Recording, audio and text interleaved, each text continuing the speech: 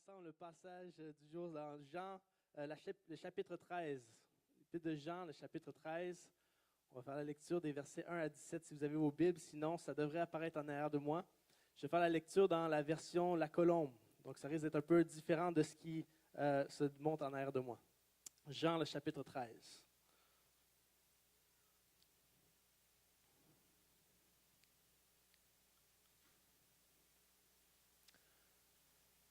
Je commence. Avant la fête de Pâques, sachant que l'heure était venue pour lui de passer de ce monde au Père, Jésus, qui avait aimé les siens qui étaient dans le monde, les aima jusqu'au bout.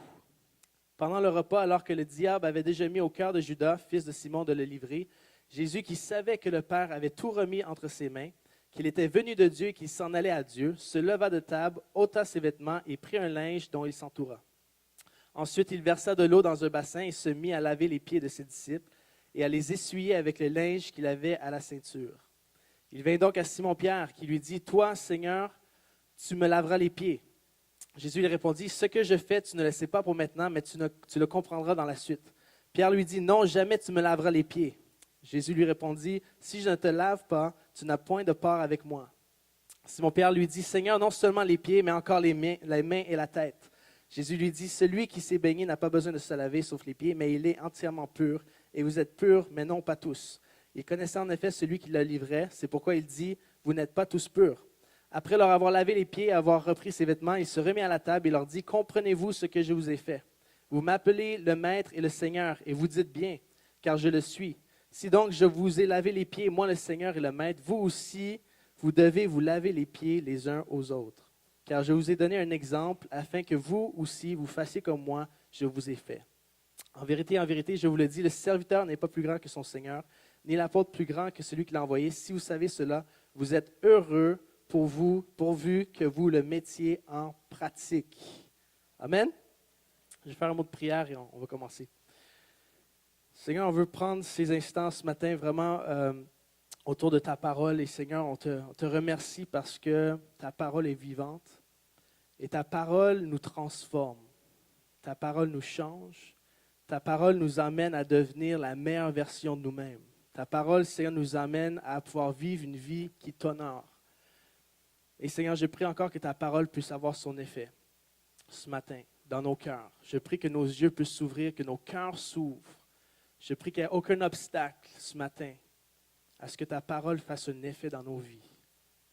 Seigneur, je prie que ta parole fasse une œuvre de restauration dans nos cœurs, dans nos couples, dans nos familles, dans nos relations, dans chaque aspect de nos vies. Seigneur, viens prendre le contrôle ce matin. On reçoit ce que tu as à nous dire. Moi-même, je le reçois.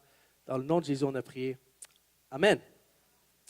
Amen. On a fait la lecture d'un passage ce matin que plusieurs connaissent bien, où est-ce que Jésus prend le temps juste avant le repas, juste avant sa mort.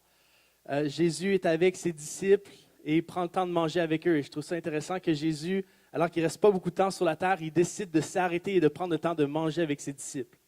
Et pour Jésus, on voit au travers de toute sa vie, les relations étaient tellement importantes. Et on ne voit pas à la fin de sa vie où est-ce qu'il est en train de parler à des foules, où est-ce qu'il est en train d'évangéliser, faire des choses. Non, il prend du temps avec ceux qui sont le plus proches de lui. Et on sait que lorsqu'on arrive des fois vers là où est-ce qu'on sait que notre temps arrive à la fin, tout ce qu'on fait est intentionnel. Et c'est important. Et Jésus prend ce temps avec ses disciples juste avant qu'il passe à la mort. Et le texte va nous dire que Jésus aimait ses disciples jusqu'au bout. Jusqu'au bout. Jésus est assis avec ses disciples à ce moment-là, et j'imagine juste un peu la scène, où il est en train de manger, tout le monde est en train de parler, rire et tout ça, et Jésus regarde et il est en train de penser, bientôt je vais donner ma vie pour ces gars-là. Ces gars-là, bientôt je vais devoir payer de ma propre vie pour eux. Et Jésus est assis à table et peut-être il se dit, c'est mon moment ou jamais, soit que je continue, que je vais jusqu'au bout, soit que j'arrête. J'arrête la mission, c'est fini. Soit que mon amour pour eux, je le coupe à ce moment-là parce que ça ne vaut pas la peine. C'est trop difficile, c'est trop dur, ça coûte trop cher. Ou il dit, je vais jusqu'au bout. Et la première chose qu'on voit dans le texte, et qui me parlait beaucoup alors que je lisais, alors que je préparais, c'est que Jésus aime d'un amour entier et quand il s'engage jusqu'au bout. Jésus, quand il s'engage dans une relation, quand il décide de t'aimer, c'est pour la vie éternelle, c'est jusqu'au bout. Peu importe le prix que ça coûte. Peu importe le prix que ça coûte. Il t'aime jusqu'au bout. Et j'aimerais peut-être dire à certaines personnes ce matin que vous avez vécu des relations, vous avez vécu peut-être des mariages, je ne sais pas, des divorces et tout ça. Quelqu'un vous aimait, mais il ne vous a pas aimé jusqu'au bout. Il vous aimait tant que ça faisait son affaire, tant qu'il retirait quelque chose de la relation. Mais aussitôt que ça devenait trop difficile, j'arrête, c'est trop compliqué, c'est trop dur, j'arrête. Je ne vais pas jusqu'au bout. Mais j'aimerais te dire que peut-être les hommes ne sont pas capables d'aimer jusqu'au bout. On a de la misère. Les êtres humains, on a de la misère. Mais Jésus est capable et c'est vrai, il t'aime jusqu'au bout. Peu importe ton passé, peu importe ce que tu as pu faire, peu importe ta condition, peu importe tes échecs, peu importe ce que tu penses de toi-même, lui, son amour pour toi est sans limite. Et il y a une certitude qu'on peut avoir dans la vie, c'est que Jésus aime jusqu'au bout. Et lui ne nous abandonnera jamais. Nous autres, on peut se retirer de cet amour-là, par nous-mêmes. On peut décider, j'aime l'image de l'amour de Dieu qui est un peu comme un feu qui est là, qui est constant. Un feu qui est toujours là. Et des fois, on est comme, il me semble que je ne sens pas son amour aujourd'hui. Mais c'est peut-être parce que le feu est rendu un peu loin. Peut-être tu as besoin de te rapprocher de ce feu-là. Le plus tu te rapproches, le plus que tu ressens. Parce que son amour, lui, ne diminue pas le feu. C'est nous autres, des fois, qui peut s'éloigner de ce feu-là. Et j'aimerais juste nous rappeler ce matin, pour chacun d'entre nous, c'est important, et ça, c'est la bonne nouvelle de l'Évangile, c'est que Jésus va dire, je vous aime jusqu'au bout. Même si ça me coûte ma vie, je vais vous aimer jusqu'au bout. Et ça me dit une autre chose pour moi aussi ce matin. La deuxième chose que ça me dit, c'est que l'amour coûte quelque chose. Le fait d'aimer quelqu'un coûte quelque chose. Est-ce qu'il y en a qui sont d'accord avec ça? Est-ce qu'il y a des gens mariés dans la salle? Tu ne peux pas aimer quelqu'un sans que ça te coûte quelque chose. Si tu veux, j'aime quelqu'un tant que ça fait mon affaire, ça ne marche pas. À un moment donné, ça ne marchera pas. L'amour va toujours coûter quelque chose. Mais est-ce qu'on est prêt à payer le prix? C'est pour ça qu'il y a tellement de personnes qui ont peur du mariage. Ils sont là, puis c'est comme, je veux me marier, je veux vivre cette relation-là, je veux avoir quelqu'un qui est là avec moi, qui fait la vaisselle, qui fait le ménage pour moi, qui lave mon linge et tout ça. Je veux avoir cette personne-là avec qui je peux passer du bon temps ensemble. Mais si je m'engage, ça veut dire que des fois, je ne pourrai pas jouer aux jeux vidéo toute la journée. Ça veut dire que des fois, je ne pourrai pas faire certaines choses. Ça veut dire que des fois, je ne pourrai pas faire tout le magasinage que je faisais avant. Je ne peux pas dépenser comme je voulais, je ne peux pas aller voyager comme je voulais. Si je décide d'aimer quelqu'un, il y a des restrictions, il y a un coût qui est à payer. Un coût à payer. Et j'aimerais juste vous dire, si tu es célibataire et que tu es prêt ou tu veux te marier, calcule le coût avant de t'engager. Calcule le coût avant de t'engager. Des fois, on s'engage comme ça. Oh oui, l'amour fou. Ah oui, je suis en amour. Mais arrête-toi un peu, calme-toi, laisse les papillons se calmer un peu et commence à calculer le coût. Parce que trop de personnes se lancent et après ça, ils reculent. Et là, ça fait des déchirures, ça fait des blessures. Et ça, on n'a pas besoin de ça. Il y a déjà assez de choses dans le monde qui nous blessent. En tant que chrétien aussi, tellement important. Et Jésus va le dire aussi dans une parole, il va dire, avant que quelqu'un va construire une tour, il va prendre le temps de calculer comment ça va coûter pour pas qu'il commence, il fait la fondation, puis il dit, ah non, ça coûte trop cher, finalement, j'abandonne. J'abandonne.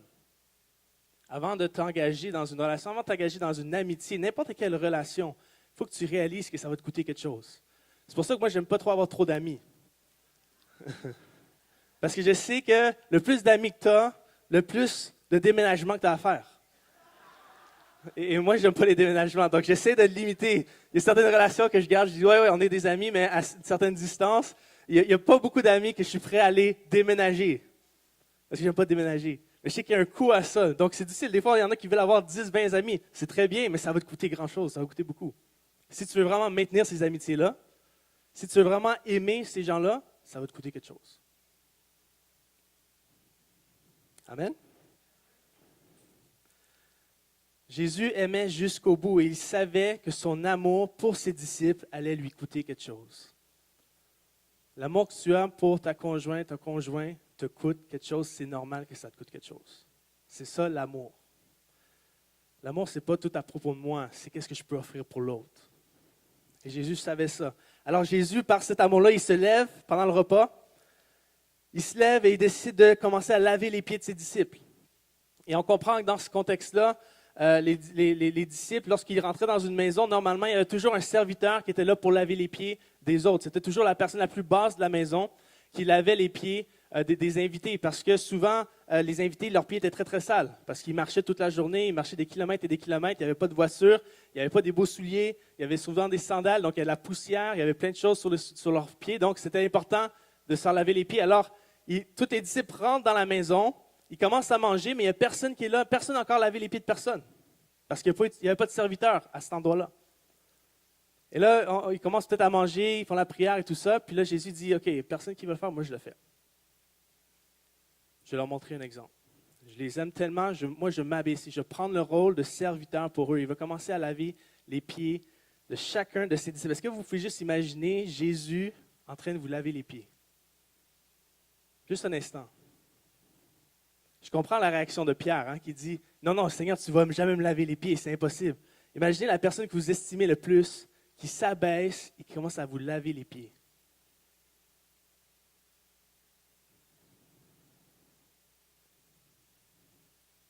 C'est une marque d'humilité et c'est une marque non seulement pour s'humilier, mais aussi pour honorer les disciples, pour dire « Voici comment vous êtes précieux à mes yeux, voici comment vous êtes important pour moi. Je suis prêt à m'abaisser pour vous. » Je m'abaisse, je suis prêt à vous servir, je suis prêt à m'humilier pour vous élever. L'amour ressemble toujours à quelque chose. Tu ne peux pas dire que tu aimes sans que ça se traduise par des actes. Jésus aimait ses disciples jusqu'au bout, il se lève, il s'humilie pour les servir. Il s'humilie, il se met par terre, il dit « Je veux vous servir ». L'amour ressemble toujours à quelque chose. Et Jésus va laver les pieds de ses disciples. Et ça, c'est important à saisir aussi. Pourquoi? Parce que ses disciples, c'était les gens les plus proches de lui. Il lavait les pieds de ses meilleurs amis. Je ne sais pas pour vous, mais pour moi, c'est facile de servir les gens qui sont un peu éloignés, les gens que je connais moins. Mais quand ça vient aux gens proches de moi, mes amis, ma famille, c'est plus difficile. Est-ce que je suis seul? Avez-vous vu ça? Peut-être, je suis seul dans la salle, OK. Des fois, on dirait, je ne sais pas pour vous, peut-être c'est une affaire de gars aussi, mais entre amis, des fois, on peut avoir ce genre de compétition-là de qui est plus tough. Et c'est difficile des fois de s'humilier, de s'abaisser, de se mettre humble envers les gens qui sont les plus proches de nous. On n'a pas de problème de servir le pasteur, de venir ici servir à l'église, mais quand c'est à la maison, servir notre femme, on dirait que c'est plus difficile des fois. Servir notre mari, c'est plus difficile des fois. Mais Jésus a servi, s'est humilié pour les personnes les plus proches de lui. Non seulement les plus proches, mais c'était aussi des gens qui étaient plus bas que lui, parce que c'était ses disciples, ses étudiants, les gens qui le suivaient. Et Jésus, en tant que maître, décide de s'humilier pour des gens qui le suivaient. Et ça, dans notre culture, ça n'a pas de sens. Parce que dans notre culture, on pense que quand je vais enfin avoir la position du boss, enfin, les gens vont me servir. Enfin, les gens vont faire des choses pour moi. Enfin, quand je vais être la position, quand je vais être le chef de famille, enfin, mes enfants vont pouvoir faire tout pour moi, puis moi, je vais être tranquille. Des fois, on pense que quand on est maître, ça veut dire qu'on n'a plus besoin de servir, alors que c'est faux. Le plus que tu grandis en leadership, dans ton leadership, le plus que tu es appelé à servir. Le plus que tu es appelé à servir. Et Jésus va s'abaisser pour des gens qui étaient plus bas que lui. Des fois, dans notre société, on a des classes sociales. Est-ce qu'on est prêt à servir ceux qui sont plus bas dans la classe sociale? Des fois, on a des grades qu'on met. Est-ce qu'on est prêt à servir chaque personne, peu importe leur classe? Jésus servait les gens qui suivaient. Et Jésus servait non seulement, il s'humilie pour des gens qui sont imparfaits. Vous savez, les disciples, ils sont tous là ensemble, ils ont tout un bon temps ensemble, mais dans une journée ou 2 journées, ils vont tous l'abandonner, Jésus. Chacun d'entre eux, il y en a un qui va le trahir, et les autres vont tous l'abandonner. Aussitôt que ça devient difficile pour Jésus, ils ne sont plus là. Ils sont partis. Judas faisait partie de ceux que Jésus a lavé les pieds. Imagine, tu laves les pieds de quelqu'un, tu t'humilies, tu sers quelqu'un que tu sais qu'il va te trahir, qu'il va te lancer un couteau dans le dos après. Jésus l'a fait. Et des fois, on aime ça se servir ou s'humilier. On veut servir les gens quand on sait que lui est digne d'être servi. Lui, c'est un bon leader. Lui, c'est un bon. Mais aussitôt que, non, lui, il risque de. Non, je n'ai pas confiance. On n'est plus prêt à servir. Est-ce qu'on est prêt à servir même ceux qui ne sont pas dignes d'être servis? Est-ce qu'on est prêt à s'abaisser, à s'humilier, à être vrai avec même ceux qu'on pense qui peuvent nous blesser? L'humilité de Jésus. Son amour était 100%. Des fois, on dit, j'ai aimé mon mari, ma femme, quand elle est à son top, il n'y a pas de problème, mais quand elle est à son bas, est-ce que tu es quand même prêt à la servir?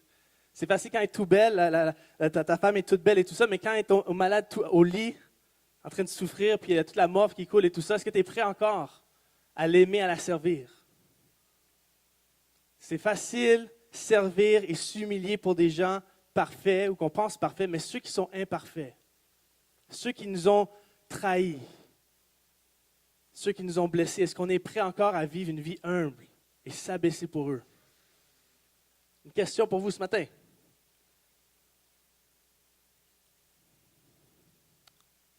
Et on peut dire, oui, c'est facile, Jésus a fait ça, mais Jésus, il est 100% Dieu. Nous autres, on est 100% humains. Mais Jésus aussi était 100% humain.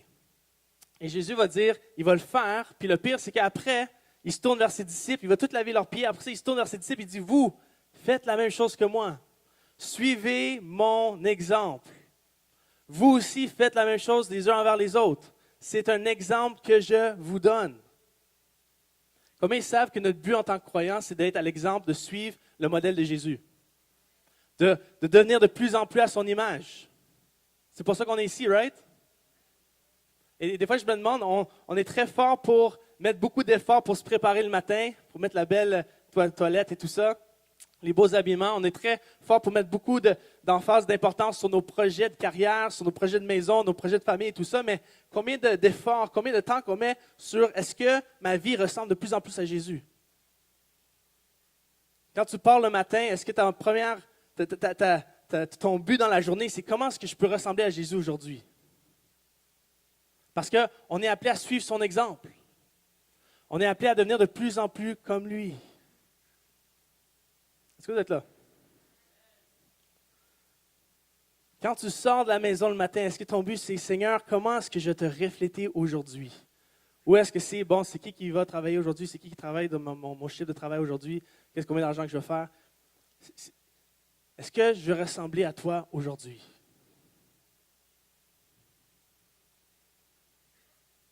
Parce que pour être un disciple de Jésus, il va falloir que tu apprennes à t'humilier, à vivre une vie d'humilité. Et ça, c'est difficile. On est-tu d'accord avec ça? On est tous des êtres humains ici. Si tu veux vivre une vie avec Jésus, tu vas devoir apprendre à renoncer à ton moi, à ton toi, à ce que tu chéris le plus des fois. Jésus va dire dans Luc 9, 23, il va dire, si quelqu'un veut être mon disciple, qu'il renonce à lui-même, qu'il se charge chaque jour de sa croix et qu'il me suive. Car celui qui voudra sauver sa vie la perdra, mais celui qui la perdra à cause de moi la sauvera. Si on veut suivre l'exemple de Jésus, si on veut faire comme lui, on va devoir être prêt à renoncer à nos droits, renoncer à notre moi, renoncer à avoir raison dans certaines situations, renoncer à notre réputation. Si on veut suivre Jésus, on va être d'abord capable de s'humilier. Qu'est-ce que ça veut dire ça? Peut-être pour toi aujourd'hui, ça veut dire quoi pour toi aujourd'hui? C'est quoi l'humilité aujourd'hui quand on veut avoir un exemple d'humilité? Et la Bible nous donne plein d'exemples. Quelqu'un qui est humble, l'humilité, c'est d'être capable de confesser tes péchés. Pas juste à Dieu, mais à quelqu'un d'autre. Vous êtes là? Des fois, on n'a pas de problème de confesser nos péchés à Dieu. Tous les jours, on le fait. Seigneur, pardonne-moi pour ça, pardonne-moi pour ça. Mais c'est quand la dernière fois que tu as confessé un péché à quelqu'un d'autre? Pourquoi? C'est facile à Dieu parce qu'on ne le voit pas, hein? Mais à un être humain qu'on voit dans les yeux puis lui dire « Hey, hier j'ai fait ça hein? », c'est beaucoup plus difficile. Parce qu'il y a l'orgueil qui est là. Est-ce que tu es prêt à t'humilier, à t'abaisser, suivre l'exemple de Jésus, de t'abaisser, te dire « Hey, voici, Regarde, je ne suis pas parfait comme tu penses que je suis. J'ai des problèmes aussi. C'est quand la dernière fois que tu as réussi à confesser une faute, un péché que tu as dans ta vie à quelqu'un d'autre. Ça, c'est l'humilité. Être humble, c'est d'être capable d'avouer ses torts. On connaît tous des gens qui ont toujours raison. On connaît tous des gens que tu peux lui dire toutes les affaires. Hey, c'est pas correct, c'est quoi? Non, non, c'est pas moi, c'est sa faute à lui, c'est sa faute à lui. Ils blâment toujours quelqu'un, mais c'est jamais leur faute. L'humilité, c'est capable de dire, hey, peut-être tu as raison, je vais checker mon affaire. Avouer ses torts. Et non seulement d'avouer ses torts, mais demander pardon. C'est quand la dernière fois que tu as demandé pardon à quelqu'un? Peut-être même demander pardon à tes enfants. Est-ce que tu as déjà dit à tes enfants, hey, j'ai peut-être eu tort, ce n'est pas la bonne chose que j'ai fait, je te demande pardon. Je n'ai pas pris la bonne décision. Demander pardon à ta femme, à ton épouse, à ton mari. L'humilité, c'est d'être capable d'avouer ses torts. L'humilité, c'est capable d'être vrai. D'être capable de dire, hey, je n'ai pas tout sous contrôle. Vous savez, il y a trop de gens qui ont besoin de juste, ils ont besoin de pas être brisés, mais ils ont besoin juste de tout laisser sortir un peu. Ça fait trop longtemps que tu gardes les choses à l'intérieur. Tu fais comme si tout est correct, tout est sous contrôle tout le temps, tout le temps, tout le temps. C'est pas vrai. Arrête de faire semblant. Arrête de faire semblant que tout est sous contrôle. C'est correct d'être vrai. Non seulement devant Dieu, mais aussi devant les gens proches de ton entourage, d'être vrai avec eux, de les appeler pendant la semaine. Hey, ça va pas bien. J'ai de la misère, je ne suis pas capable de m'en sortir. Mes finances, je ne sais pas quoi faire, j'ai besoin d'aide. Dieu ne peut pas guérir. Dieu ne peut pas mettre sa main sur quelque chose que tu n'es pas prêt à révéler. Si c'est toujours caché, lui va le garder caché aussi. Mais si tu l'emmènes à la lumière, là, il peut faire quelque chose. Tu as des difficultés dans ton mariage, tu as des difficultés dans certaines choses. Amène-le à la lumière, parle-en à des personnes de confiance. Dire, hey, j'ai besoin d'aide. Ça ne va pas. Trop souvent, il y a des choses qui pètent partout, puis on était aucunement au courant, personne n'était au courant.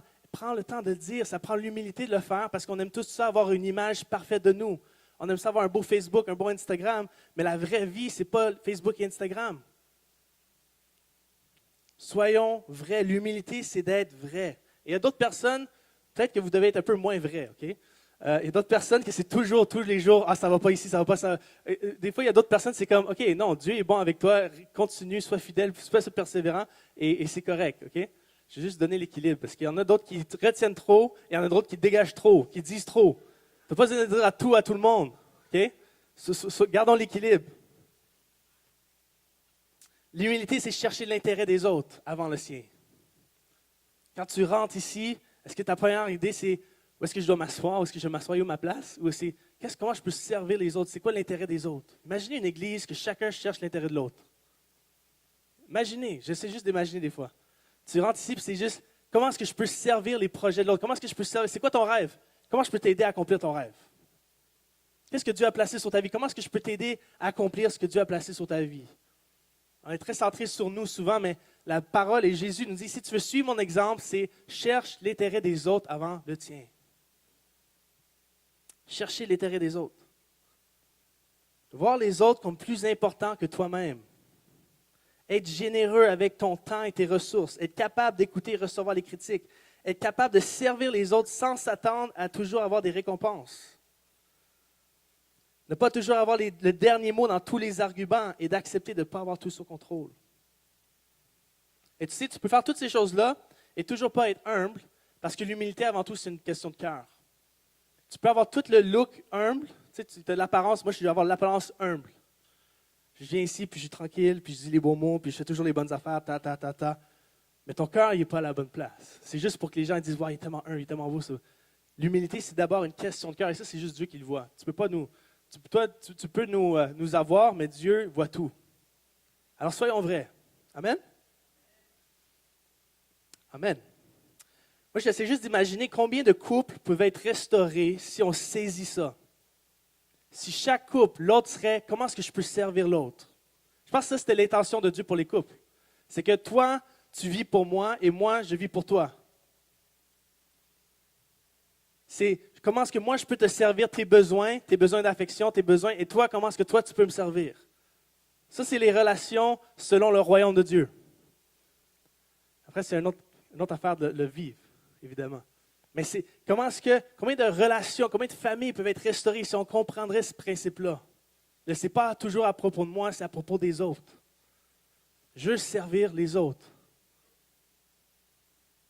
Combien de personnes, leur vie spirituelle prendrait un élan incroyable s'ils seraient prêts à ce qu'on vienne dans leur vie et dit « Hey, ça dans ta vie, attention, ça risque d'être un problème. » Au lieu de dire « Non, non, c'est pas vrai », tu dis « OK, oui, je reçois l'information, je fais attention. » Vous savez, je pense que l'orgueil, c'est nos plus grands freins dans notre vie spirituelle.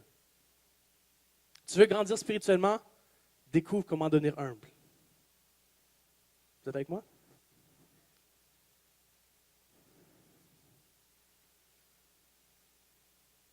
Et Jésus va leur donner une promesse à propos de ça. Il dit, si vous voulez être heureux dans la vie, si vous voulez découvrir la joie, le bonheur, il va dire à la fin, il dit, vous êtes heureux si vous le savez et si vous le mettez en pratique. Il y a deux choses. C'est bon de savoir, mais après, est-ce que je le mets en pratique? Ça, c'est la question. Si vous le mettez en pratique, et heureux, ça veut dire que tu es béni, tu as trouvé le bonheur quand tu le fais. Vous êtes là? Et ça, c'est tout un autre aspect de la société dans laquelle on vit. On pense que pour être heureux, on cherche tout le bonheur. Je pense que tout le monde cherche le bonheur. Si je viens aujourd'hui et je dis, j'ai trouvé les 10 clés pour le bonheur, je suis sûr que je vais remplir des conférences. Je peux écrire un livre sur comment devenir heureux, comment avoir le bonheur dans la vie, comment être libre de ça. Et on cherche tous le bonheur. Et Jésus nous donne une clé. Il dit, vous êtes heureux si vous faites ceci. Pas nécessairement de prendre le temps tout le temps de se laver les pieds physiquement.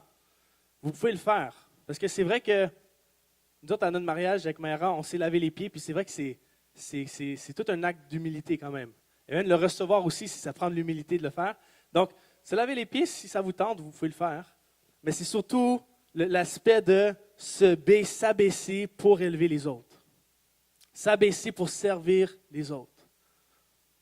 Il dit, vous êtes heureux si vous le faites dans votre vie. Vous allez découvrir la joie, vous allez découvrir le bonheur lorsque votre vie n'est plus à propos de vous. Vous savez, j'aime ça dire ça, le bonheur ne se trouve pas dans ton nombril. Tu vas chercher longtemps si tu cherches dans ton nombril. Le bonheur se trouve lorsque tu regardes aux autres et dis comment est-ce que je peux servir ces gens-là. C'est là que tu trouves la joie. Est-ce qu'il y en a qui suivent un peu ce que je dis ce matin, qui ont déjà vécu ça? Tu vis toute ta vie pour toi, pour toi, pour toi. Tu as tout ce que tu as toujours voulu, tu as toujours eu.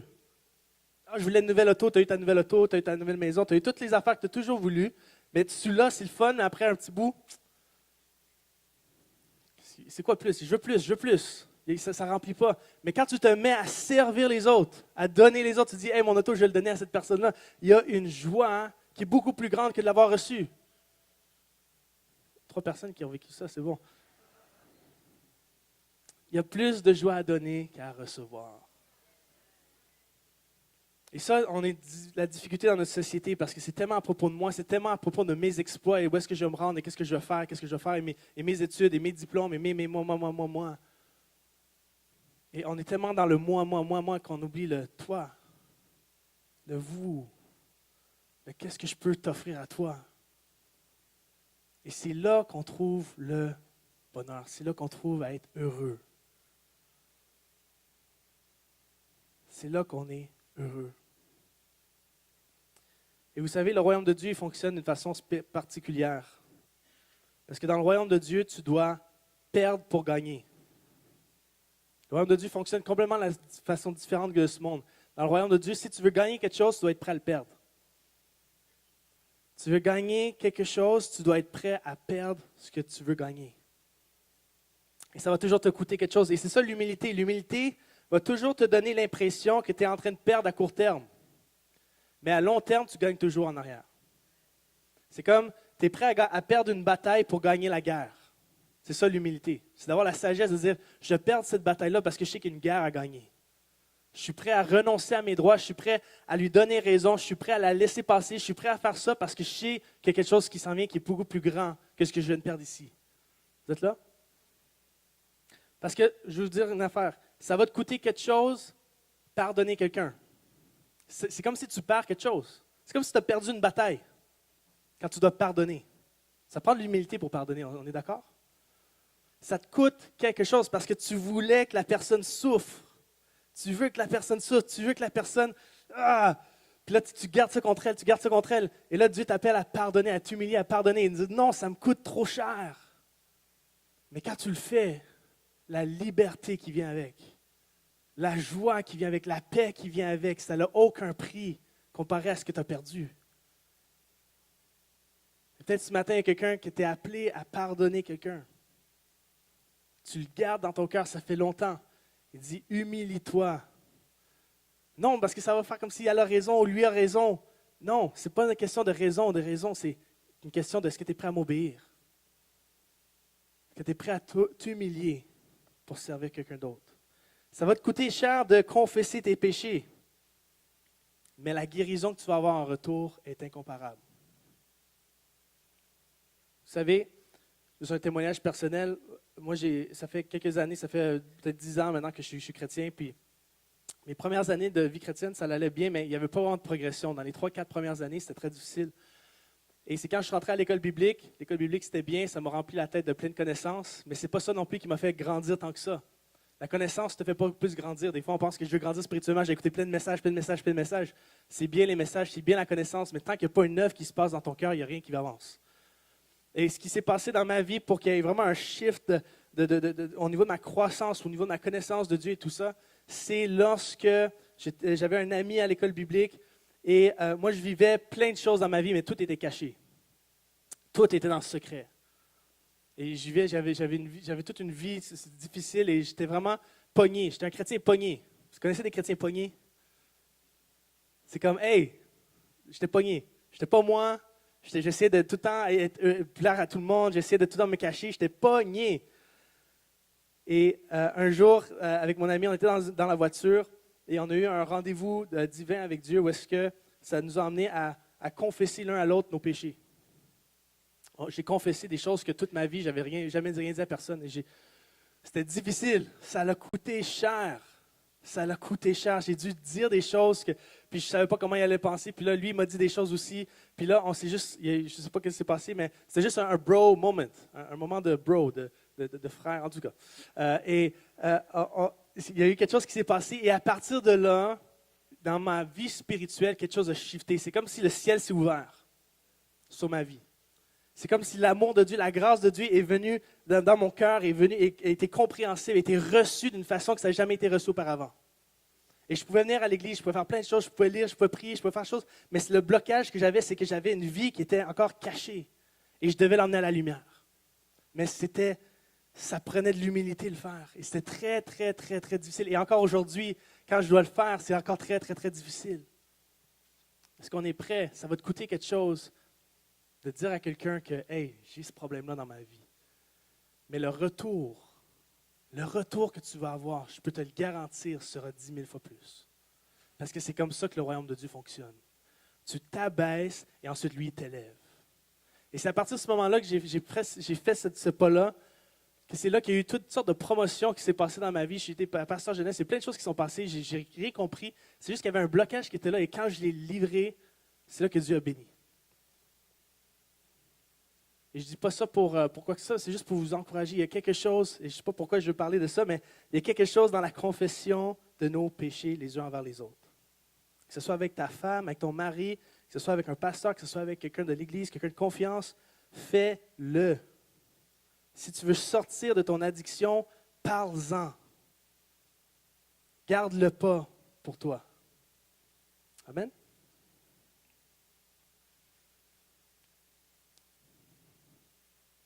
L'humilité te coûte toujours quelque chose, mais en retour, tu as toujours plus. Ça, c'est la promesse que Jésus donne.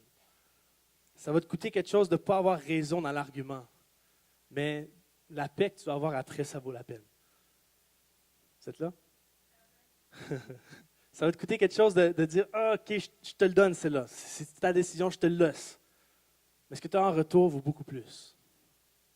Des fois, on est prêt à gagner des petites batailles, mais on ne réalise pas que toutes les petites batailles qu'on gagne nous fait perdre la guerre. La sagesse, c'est de dire, non, je suis prêt à perdre cette bataille-là pour gagner quelque chose de plus après.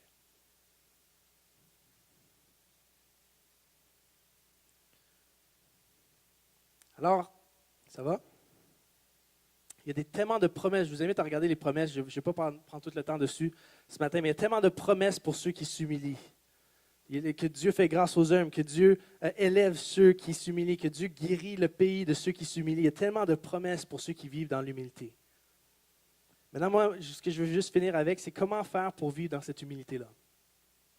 Comment faire pour vivre ces promesses-là? Et je pense que dans le passage, il y a quelque chose qu'on peut avoir. Comment est-ce qu'on peut vivre vraiment humble, d'une façon humble? Comment est-ce qu'on peut vivre d'une façon à ce que tout le monde est toujours, on recherche les intérêts des autres au lieu des nôtres? Comment faire ça? Évidemment, ça prend une œuvre du Saint-Esprit dans nos vies. On est d'accord avec ça? Le cœur humain, tout seul, impossible.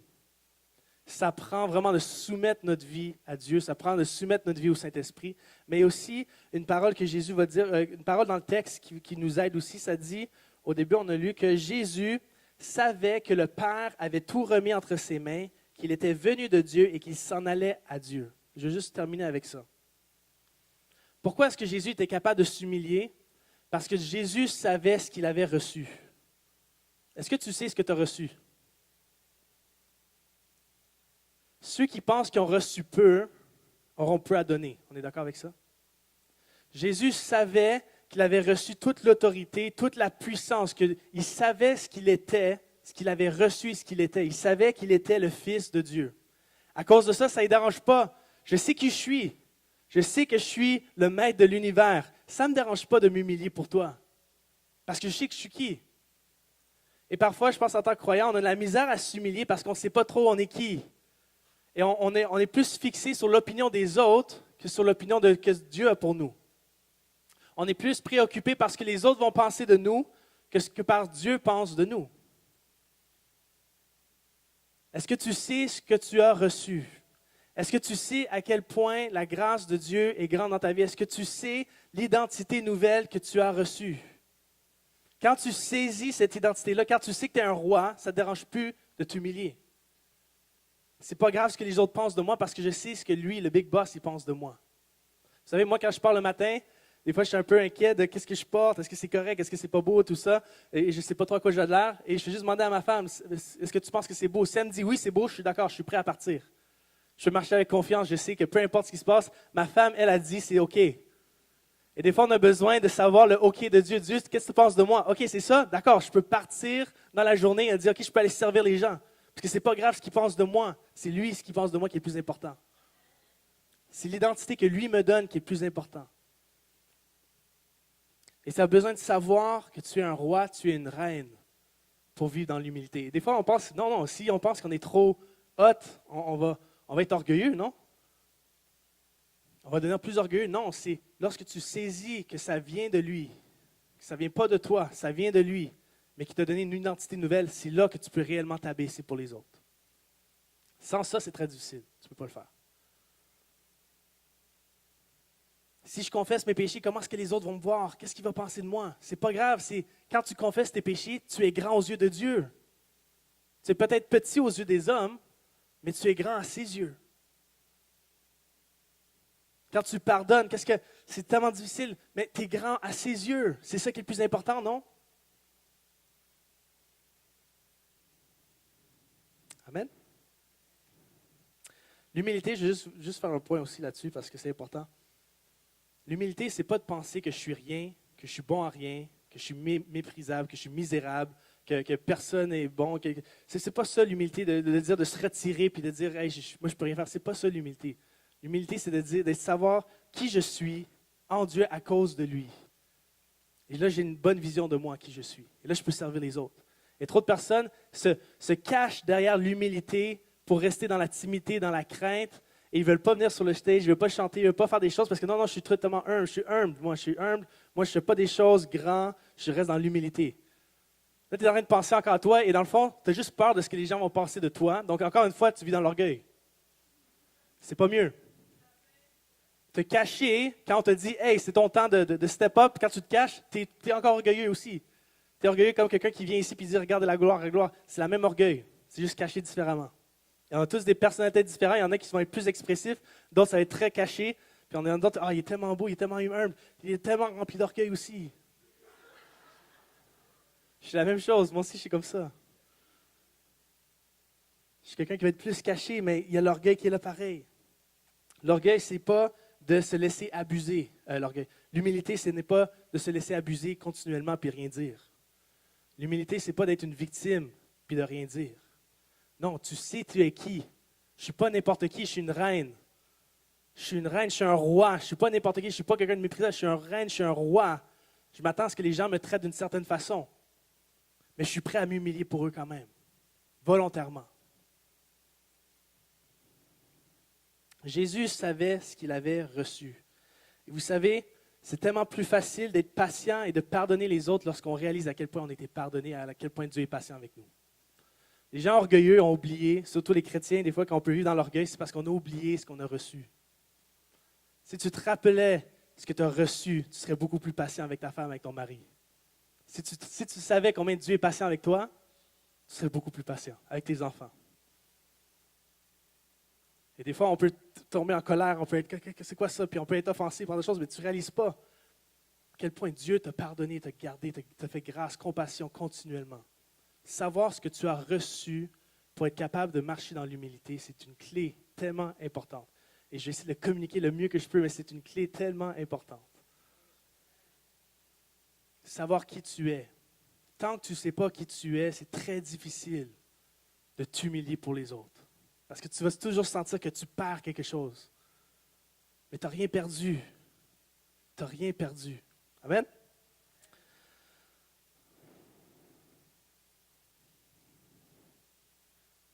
La dernière chose, c'est que Jésus, non seulement il savait ce qu'il avait reçu, mais il savait d'où il venait, où il s'en allait. Jésus savait qu'il était un citoyen d'un royaume différent. Jésus savait qu'il était en mission ici sur cette terre, que la vie sur terre n'était pas le point culminant de sa vie, dans un sens. Et pour vivre dans l'humilité, je pense que c'est une clé pour nous aussi. On doit réaliser qu'on est ici comme des étrangers sur la terre. Tu n'es pas ici pour bâtir ton royaume. Tu n'es pas ici pour bâtir ton royaume. Ce n'est pas ça ta mission. Tu n'es pas ici pour bâtir le plus grand empire de toi. Ce n'est pas ça ta job. Et tant que tu vis comme si tu étais ici pour bâtir ta réputation, bâtir tes diplômes, bâtir ta carrière, bâtir tes choses, juste pour ça, ce n'est pas des mauvaises choses. Mais tant que tu vis comme si c'est ça le but de ta vie, c'est normal que tu vas t'attacher à tout. Tu vas t'attacher à toutes les possessions, tu vas t'attacher, ça va être à moi, à moi, à moi. Comment est-ce que je peux marcher sur les autres pour grimper plus haut dans la chaîne? On est tous en compétition, dans le fond. Mais notre mission sur Terre, c'est pas ça. On est des étrangers sur la Terre. On peut s'attacher aux choses, on peut s'attacher aux gens, tant que ce ne soit pas plus que la mission que Dieu nous a confiée. Et ça, c'est une clé encore importante. Je peux pardonner les autres, parce qu'à la fin, je sais que ma mission, c'est pas à propos de moi.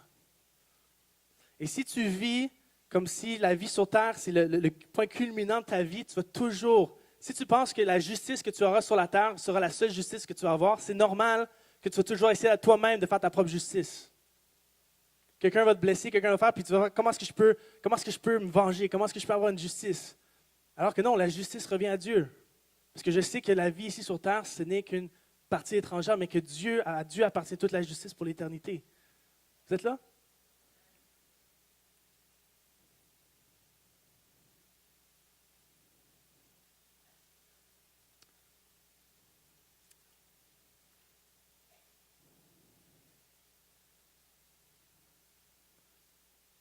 On est ici, c'est temporaire. Et notre mission, ce n'est pas bâtir notre royaume, c'est bâtir son royaume. La mission, quand tu te lèves chaque matin, ta mission, ce n'est pas qu'est-ce que les gens vont faire pour moi, c'est qu'est-ce que je peux faire pour les gens, qu'est-ce que je peux faire pour Dieu. C'est ça ta mission sur terre. Ça, c'est ta mission sur terre. Comment est-ce que je peux servir mon épouse? Comment est-ce que je peux servir mes enfants? Comment est-ce que je peux servir les gens à mon école? Comment est-ce que je peux servir mes amis? Ça, c'est ta mission sur la terre. Ce n'est pas à propos de toi. Est-ce que je l'ai dit assez souvent, ça va? Ce n'est pas à propos de toi. Et c'est difficile parce que tu dois être très, comme je l'ai dit, tu dois être très confiant parce que le plus que tu donnes aux autres, tu dois avoir une source qui vient te remplir continuellement, sinon tu vas te vider. Tu te vides. Tu as déjà essayé de servir les gens continuellement sans arrêt à l'église. Je suis sûr qu'il y a plein de personnes qui se sont vidées à servir. Je donne. Il n'y a personne qui me redonne en retour. Et à un moment donné, on est humain. C'est normal que l'essence elle va se vider à un moment donné. C'est pour ça que c'est tellement important d'être connecté à la source d'amour, à la source d'eau vive qui continuellement, qui vient te rafraîchir, qui vient te ranimer jour après jour, jour après jour, après jour après jour pour aller continuer à faire ta mission. Tu as besoin de ces moments-là avant de partir au travail, avant de partir à la maison, de la maison, avant de commencer avec tes enfants, avec la famille, d'être ressourcé dans la présence de Dieu. Sinon, là, dans quelques jours, ça ne prend pas de temps. Les êtres humains, ils vont te drainer. Ils vont tout prendre. Ils vont tout prendre ce que tu as. Évidemment, il faut savoir mettre des limites. Mais on doit être connecté à cette source-là. Et quand on commence à être aigri, quand on commence à être impatient avec les gens, quand on commence à être blessé, quand on commence à être offensé, il faut se poser la question, est-ce que je suis toujours connecté à la source? Qu'est-ce qui se passe? Il y a un déconnect à quelque part, il y a quelque chose qui ne marche plus. Se reconnecter à la source. Amen? Est-ce qu'on est prêt à prendre cet exemple de Jésus dans nos vies? Je ne sais pas, dans ta circonstance, ça ressemble à quoi? Comment est-ce qu'aujourd'hui, peut-être tu es dans une situation de couple en ce moment où est-ce que c'est comme il y a comme un orgueil qui a monté. Tu sais, des fois, l'orgueil, ça peut tellement grimper vite. Et c'est qui va succomber, qui va capituler? Est-ce que tu vas prendre la décision ce matin de capituler? De dire, OK, tu as raison, peu importe, voici, je te demande pardon. Est-ce que tu vas prendre la décision de capituler? Est-ce que tu vas prendre la décision ce matin, si tu vis quelque chose, de dire, hey, je vais aller en parler, je vais confesser ce que je vis à quelqu'un d'autre. Je ne vais pas le garder pour moi. Est-ce que tu vas prendre la décision ce matin de dire, Seigneur, je te donne toute ma vie, c'est plus à propos de moi, c'est à propos de toi. Et ça, on a besoin de le faire semaine après semaine, c'est pour ça qu'on vient à l'église. On a besoin de le faire jour après jour. Mais en église, en tant que personne, en tant que groupe, on peut le faire ensemble. On dit, Seigneur, encore cette semaine, ma vie ne m'appartient plus, c'est la tienne. Je te donne tout. C'est toi qui es digne de toute la gloire, toute l'honneur, toutes les choses. On refocus. Parce que tranquillement, le lundi, mardi, mercredi, on revient sur nous. Et là, on revient puis on veut redonner à Dieu toute la gloire. On veut que la loupe soit sur lui et non sur nous. Amen? Est-ce qu'on peut se lever ensemble?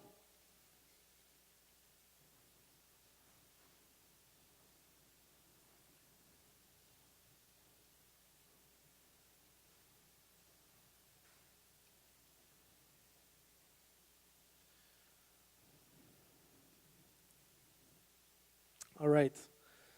Ce matin, je ne sais pas où est-ce que tu en es dans ta vie, mais s'il y a une trace d'orgueil qui est venue voler quelque chose, peut-être que c'est en train de voler quelque chose dans ta famille, voler quelque chose dans ton couple, voler quelque chose dans ta vie spirituelle, il y a une trace d'orgueil. Tu as peur de ce que les gens vont penser, tu as peur de relâcher quelque chose, tu as peur de donner réellement une situation entre les mains de Dieu. Il y a comme un orgueil qui est là. Je t'invite ce matin à relâcher ce que tu as à relâcher. À relâcher ce que tu as à relâcher. Peut-être ce matin, tu n'as pas encore donné ta vie entièrement à Dieu. Tu peux le faire ce matin. De dire, Seigneur, je décide de capituler, je décide de relâcher pour toi. Je décide de relâcher cette situation. Je décide de relâcher cette personne. Et je sens fortement dans mon cœur, il y a des gens qui ont besoin de pardonner.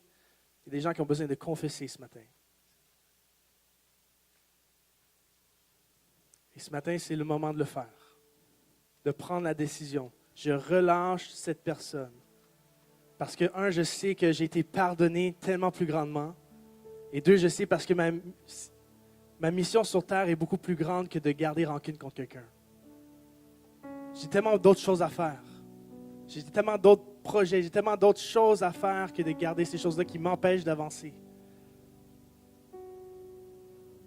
Et Dieu t'appelle à la liberté ce matin. Ce matin, quelqu'un a aussi besoin de parler, de confesser quelque chose que tu vis. Ça fait longtemps que tu le vis, ça fait longtemps que c'est là, c'est caché. Personne n'est au courant, personne ne sait. C'est temps de dire, Seigneur, à qui est-ce que tu veux que j'en parle? Et de vraiment le faire. On a entendu Jésus, c'est pas juste le connaître, mais c'est le mettre en pratique. Et peut-être le message, c'est juste pour toi ce matin, je ne sais pas, mais il est comme Dieu te pousse à le faire. C'est le moment ou jamais. C'est le moment ou jamais.